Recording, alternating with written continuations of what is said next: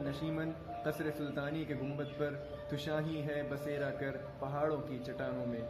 Hello friends, welcome to my YouTube channel. آج اس video میں آپ لوگوں کو بتاؤں گا کہ علامہ اقبال کے وہ کون سے اشعار تھے جن کو لکھنے کے بعد ان کے اوپر کفر کے فتوے لگے، اور کس طریقے سے پھر انہوں نے جواب شکوہ لکھ کر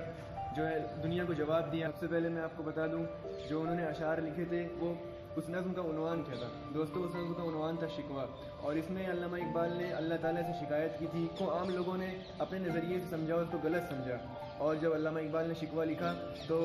لوگوں نے ان اشعار کو لے کر اس زمانے کے بڑے بڑے مفتی کرام اور بڑے بڑے علماء کرام کے پاس لے کے گئے اور ان سے پوچھا کہ اگر اس طریقے کا کوئی اشعار اپنے نظم میں اشعار کا استعمال کرتا ہے تو کیا یہ جائز ہے یا ناجائز ہے؟ تو مفتی کرام نے دیکھنے کے بعد بتلایا کہ ایسے اگر شعر کوئی اپنے نظم میں استعمال کرتا ہے تو وہ بالکل ناجائز ہے، اور ان کے اوپر کفر کے فتوے لگا دیے۔ اور یہاں پہ دوستو آپ لوگوں کو ایک بات بتاتے چلوں کہ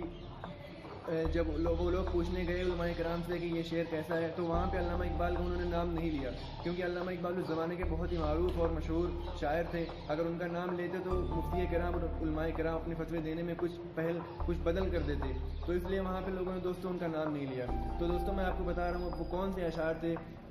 میں بتاتا چلوں۔ جیسے اس میں ایک اشعار تھا کہ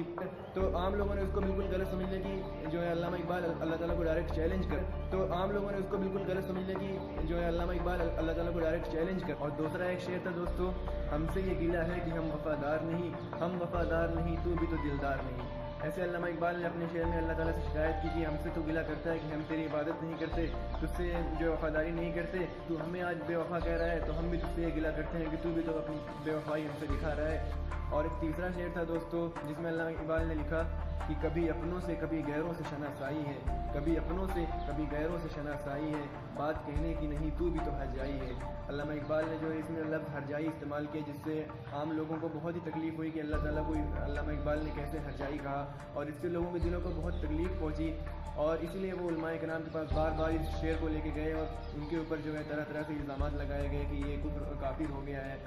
پھر علامہ اقبال نے دوستو اس کا جواب جو ہے جواب شکوہ لکھ کر دیا۔ ایک لاہور میں ایک جگہ ہے موچی مسجد، اس کے گیٹ پہ ایک جلسہ تھا، وہاں پہ کافی لوگ اکٹھا ہوئے تھے، تو علامہ اقبال نے وہاں پہ اپنا جواب شکوہ سنانے سے پہلے ایک بات کہی کہ دوستو میں نے جو پچھلے سال نظم لکھی تھی اس کا نام شکوہ تھا، اور اس میں جو ہے اللہ تعالیٰ سے شکایت کی تھی میں نے، تو لوگوں نے اس کو اپنے نظریے سے دیکھا اور اس کو غلط سمجھا، لیکن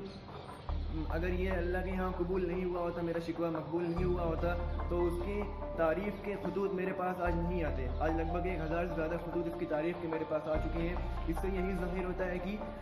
یہ شکوہ میرا شکوہ اللہ تعالیٰ نے بھی پسند کیا ہے۔ یہ کچھ اشعار تھے، اور بہت سے اشعار شکوے میں جو ایسے ہیں جو عام انسان پڑھے گا، ہم جیسے لوگ پڑھیں گے اس کو اپنے نظریے سے سمجھنے کی کوشش کریں گے تو ہم غلط طریقے سے اس کو سوچنے لگیں گے۔ تو جو ہے دوستو اس میں بہت سے اشعار ایسے ہیں جو میں نے ڈسکرپشن میں دے بھی دیے ہیں، آپ لوگ اس کو پڑھ سکتے ہیں، اور اگر آپ لوگ چاہیں گے کہ میں نیکسٹ ویڈیو جواب شکوہ کے اوپر بناؤں تو اپنے کمنٹ اور اپنی رائے ضرور دیں۔